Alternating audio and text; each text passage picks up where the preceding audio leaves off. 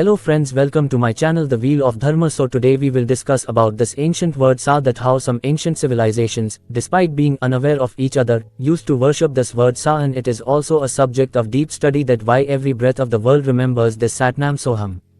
There are thousands of religions in the world and billions of people who believe in them, but still the breaths of those people of different religions chant the Satnam mantra Soham, because no matter how many languages or sects there are in the world, this ancient word Sa unites us.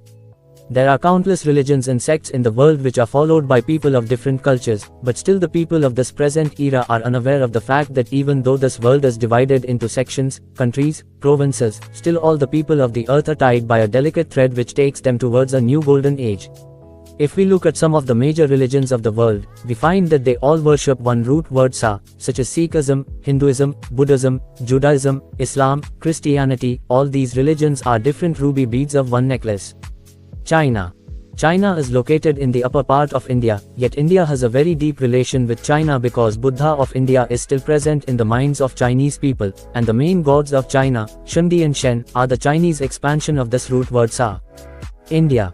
India is a Vedic nation, and since the Vedic period, Hindu society has been reading and contemplating the word Sa, so the Vedic word Soham, which is called Sohang in Buddhism, is ingrained in every Indian person's body because perhaps it is also an eternal truth that the breath of every human being on this earth chants the name of Soham, Sa plus Aham. However, the Vedas say that when we inhale, we pronounce Sa, and when we exhale, Hum is pronounced. So Sa is a Vedic Hindu word. Pakistan and Arab countries. If we focus on Arabic and Urdu language, it is known that the original word Sa has been described as Sohar in Arabic language. Egypt and Israel. In Egyptian language and mythology, the word Sa has been described as an Egyptian god. However, it is also true that Israel even today calls its god An-Ishani, Ihaya Asher Ihaya, so this root word Sa is also the pride of Egypt and Israel. Sahani, An-Ishani.